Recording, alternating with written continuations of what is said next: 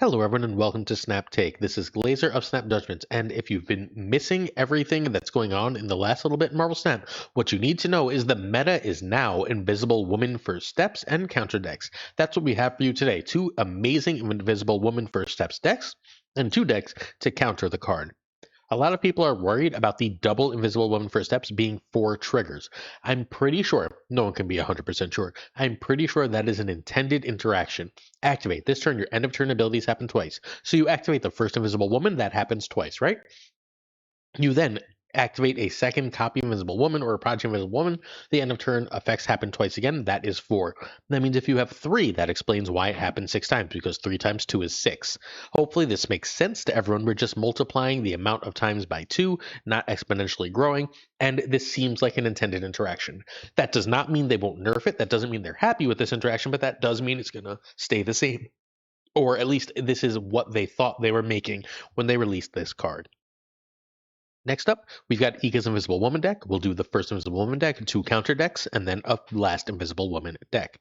So Ika's Invisible Woman deck is one that is built to abuse the Invisible Woman Prodigy combo, but also built to stop opposing Invisible Womans. Because so many players are trying to use her right now and then copy her with Prodigy, she is often alone in a lane. Red Guardian, therefore, is an amazing counter to this card. If you get that Red Guardian off an Invisible Woman, you should be able to skip. The other thing that this deck really offers is Sam Wilson, who is protection against the opposing Red Guardian answer. So what this is a deck that's built to abuse the Invisible Woman synergies while also have the power to not fall apart in the mirror matchup. You can find Ika, the best deck builder and most prolific deck builder in the game, at twitch.tv/IkaMTS. Invisible Woman for steps, Sam Wilson and Thena are needed. Prodigy can be Moon Girl, that's the only extra way to do it. Red Guardian, if you don't have it, you're stuck going stats because there is no other real counter to activate abilities. Mr. Fantastic for steps can be Surge. Thing can be Torch or Fantasticar, whatever good big end of turn ability you have. Nico can be Merlin or Hydra Bob. What Nico really offers you here is an ability to copy Invisible Woman or draw towards her. And then plenty of versions of this deck are running Marvel Boy and Squirrel Girl as an extra power combo. If you're going to run that combo, strongly consider Kyra as well. Sunspot going 4 times. Sunspot going twice is great, right? If you had 5 extra energy, that's a 10 power Sunspot. That's amazing. But if you can get that going 4 times, you've won the game. That you just get played a 20 power card. That's obviously absurdly powerful and worth having. Sunspot is one of the key cards for Invisible Woman First Steps decks. Kitty Pryde is here to trigger Thena. Having that ability to trigger Thena is great. Kitty Pryde is also really good at making sure that you can play Prodigy on turn 4. You play Invisible Woman, then you play Kitty and Prodigy, you are good to go. Nico gives us that copy for Invisible Woman, which is incredibly strong. Do not be afraid to get a copy of Sunspot or to blow up a card like Mr. Fantastic or even Sam Wilson in order to get some extra draw. The other abilities are nice, the +2 and so on, but they're here just incidentally. Havoc is great. Again, triggering Havoc 2 times is amazing. You're starting with a 2/8, but if you play him on turn 5, then you trigger at the end. You've now got a 2/12. If you've got the 4 times trigger, you're just through the roof in power. Same basic concept with Athena, just a very powerful card that you're really scaling up absurdly.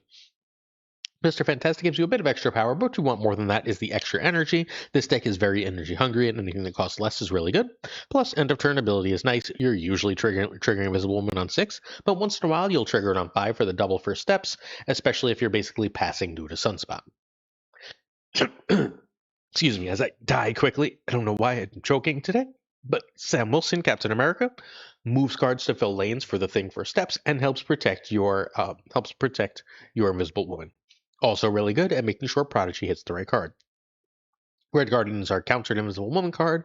Juggernaut is our free win. If we know that they're going to try and Prodigy that Invisible Woman, they're playing Sam, they're playing Invisible Woman, we can try and Juggernaut there to prevent the Prodigy from happening, which puts us way ahead. The other thing Juggernaut allows us to do is last turn, we can steal lanes on the cheap. Obviously, the deck is built around Prodigy and Invisible Woman. Again, Prodigy can copy other things, a Red Guardian, a Sunspot, a Mr. Fantastic First Steps, Athena, a Thing are all acceptable hits. Athena and Sunspot and Fantastic are my main go-tos here. And then, of course, Invisible Woman is the whole deck. She's the best card. And the Thing has proven to be the best end of turn ability for Invisible Woman, because it turns out when you make Thing 12 to 14 power, plus he's destroyed something, you almost always win that lane. And the shield makes it easy to fill that lane. Turn 1, Kitty over Sunspot. Turn 2, you want to hold Sunspot. Killmonger is a big answer to Invisible Woman, and thus you want to try and save Sunspot for later when you're going to use your trigger. Turn 2, Fantastic over Sam over Athena. Turn 3, Invisible Woman or Athena +1. Turn 4, we can go Invisible Woman +1 or 2+2. Turn 5, Prodigy Invisible Woman plus Sunspot or Havoc, or Thing or Havoc in a 3. Cool. Turn 6, we're going Juggernaut Sunspot or Juggernaut Havoc, and we're triggering Invisible Woman, and then we're winning because we just put stupid frickin' power all over the board. That's what this deck does. It puts stupid frickin' power all over the board while being unpredictable and hard to interact with. It can be outscaled by stuff like negative, but if your opponent is playing remotely fair Marvel Snap, this deck should almost always beat them. So in a moment, we're going to talk about how to not play really fair Marvel Snap in a nice, simple control way. But before we do, please hit that sub button if you're willing to, as we do our best to bring you Marvel Snap videos. I think it's been over 800 days since we've had a day without Marvel Snap videos, so please continue to support the channel if you're willing to. In addition, we are giving away, that's right, this is our Galactus First Steps. I will announce later in the community comments our last Mr. Fantastic First Steps winners, but we are giving away Galactus First Steps starting today. We're giving away 5 copies of this brand new card this week, so make sure that you're a part of it by liking, commenting, and then making sure you're subscribed. The comment to leave will be later this video. All right, our friend Space, who often creates really cool meta decks, has created a great counter to Invisible Woman. Turns out Supergiant beats the crap out of Invisible Woman, just straight up rolls that card. I wanted a version with Killmonger so that if I don't see Supergiant, I still have some play. And that's what this deck sort of does. We have Shadow King and Killmonger as ways to basically say no to Invisible Woman. That means if you don't play her exactly on 3, the end of turn cards that will trigger at the end of the game won't work. Everything falls apart when you Supergiant. It rocks. Created this deck as Space. This deck needs Cannonball, Mercury, Fenris Wolf, Gladiator, and Supergiant. Those are all absolutely required cards for this. There is a slightly cheaper counter deck that's coming up next, if this one seems too expensive for you. This is fundamentally the good stuff package, the Cannonball, Mercury, Fenris, Gladiator, the Supergiant. Sage can be Wolfspin. Goliath can be Lady Deathstrike or Red Guardian, but is kind of needed because she's just so good with Supergiant. I don't know why Goliath is a she now, but she is. And again, we will have another version. All right, Mercury's here for Cannonball. Also counters a lot of the meta decks. A lot of people are running Werewolf. Shadow King, if the opponent is foolish enough to use their Invisible Woman early, gives you an out. And also just can help you knock down a number of green power decks. Daredevil gives you the predictability you need on turn 5. If you don't see Supergiant, and is completely broken if you do see Supergiant. There's very little reason not to get their most powerful card. Fenris Wolf says thank you to that. Sage, revealing at the end of the game, will always get the most power, so that's really nice. Also, just a decent power thing to do when you need that extra points. Cosmo can stop a bunch of combos. There's still enough decks that Cosmo's really good against in the meta, including other Supergiant decks, Shang-Chi type decks, that kind of thing. Just use Cosmo to stop it. Sunspot is probably the best and most dangerous card in the deck right now. We also have, I don't know if you can hear my cat, he's meowing like crazy, it's very cute. But we also have a lot of versions that are running Squirrel Girl and Marvel Boy. Killmonger answers all that, and revealing at the end of the game means you don't have to worry about prio or late triggers. Negasonic can blow up Invisible Woman and plenty of other powerful cards. Gladiator is really necessary when you're running Fenris, unless you're running Shang-Chi. None of the cards in any of these decks are more power than Gladiator, so it just blows everything up.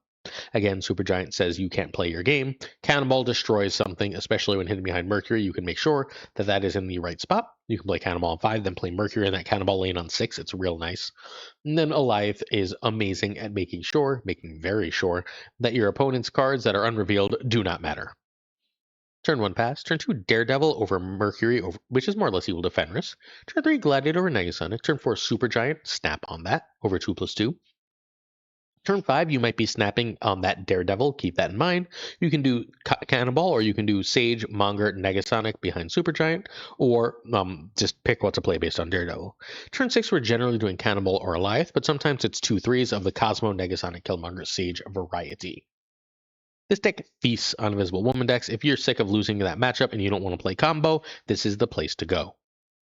Before we go, I should be live, hopefully later on tonight at twitch.tv/PulseGlazer. If not, I will be live tomorrow night for the last night of the season. The new season video should be tomorrow, might be Tuesday, not 100% sure which. If you're willing to let me know which you prefer, I'd appreciate it. New season video as the new season rolls out, or the day before. But the real question is, how was this past season? How was the Mr. Fantastic and the Fantastic Four First Steps season for you? Let me know in the comments to be entered to win Galactus First Steps. Next up, Ava's version of counter isn't bothering with Supergiant. It's instead saying I can go bigger, or at least compete in size with you with Werewolf by Night. The real key counter card here is that Lady Deathstrike does an amazing job at blowing up all these cards before they scale.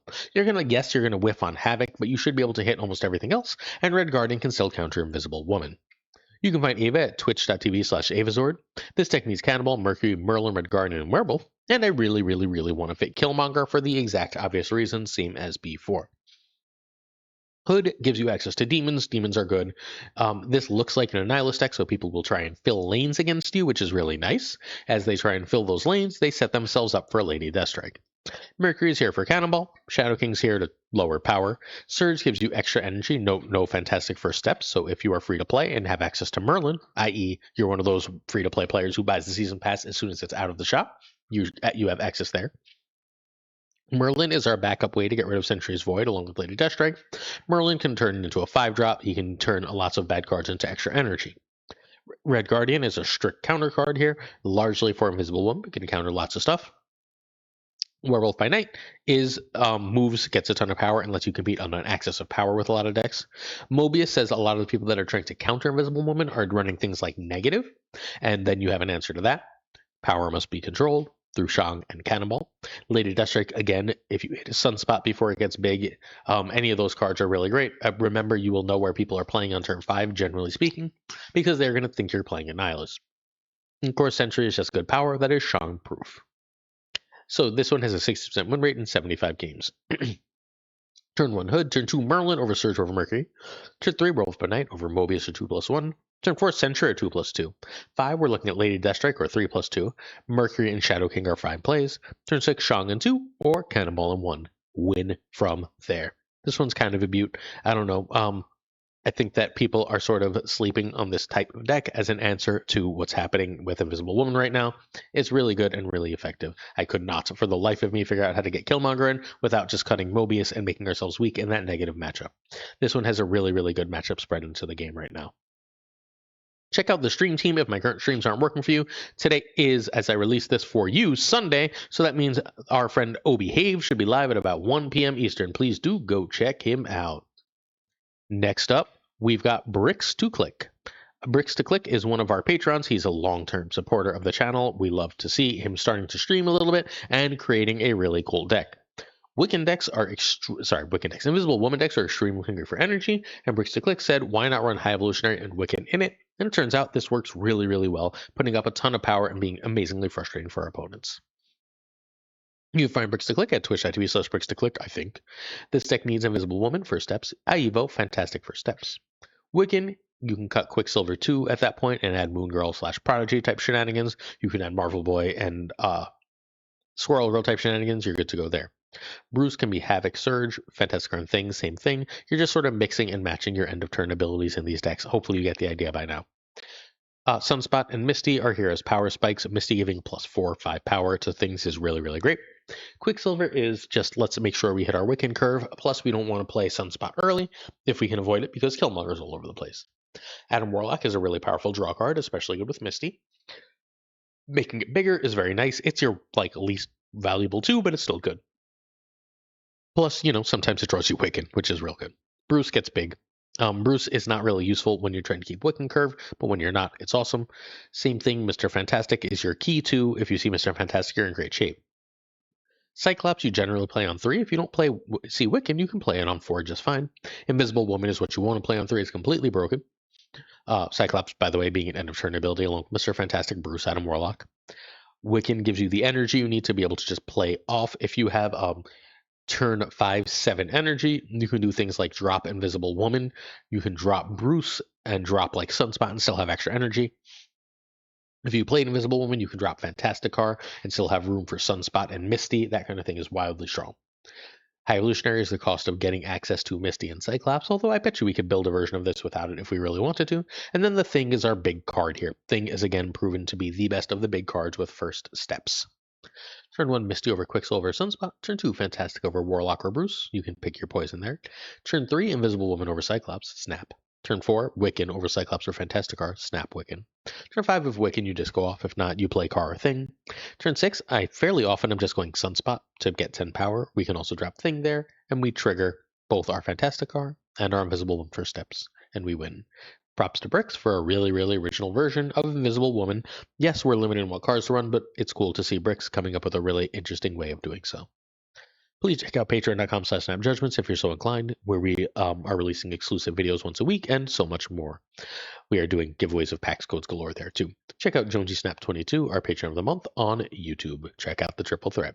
Thank you to Abigail Keeson, Mentor Burnett, Irregardless, LAB Inc., I Am Frostman, Hota Neverete, Prime Dryan, Ryan Burke, Ryanwood Snap, Run Wrench, Gopher Kev, Keltor, Kirtix Lee,Toire, Kazushi, Archangel 3K, Black Dia, Profos, The Goat Seeker Code, Hallowed Synth, Fat Dirk, Absolute Shannon, Dirty Casual, Dark Moogle, Mr. Kerfuffle, Cables, Ginger Prime, Philly, Haplo, Kenny Loggins of the Danger Zone, The Biz Up, Like JBS 23, Exorcy, and Skippy G, Jessica Gamble, Mr. Slush Death, Thinking of Bros, The Great Kazoo, Werewolf, KFC Hoda, Clam, Colonel Forbin, Rob Severn, David G. Wingfield, Stephen, Brian Kaufman, Tristan H. Martin, Jason B., Matt V., Corwin, John Q, and Jimmy McHugh, Ye Stout, Eighth Sage, One Big Man, Milkman for Reals, Cactus Jack, Ritza, Steve O, Yo Marco, Tipro Joe, Crypto Joe, Snap the Scissors Joe, Pickety Moonbot, Bricks 2 Click, Hey Bricks, Green Goblin, Unibot B2, Flown 56, Spectrumix, Who, Only Fox, Matt H, DJ Matt Hijinks, No Frickin' Flex, Nick the Geek, Toxic Soul King, Zodric 74, King of Canada, JJ, Deadman Falcon, Foff Thorn, Newman, Two Ties, The Great Lord as the Piping Tucker, and of course Gunny T, where the T stands for. I'll be hosting the Golden Gauntlet next weekend, so make sure you check that out on the official Marvel Snap channel. Much love. Peace.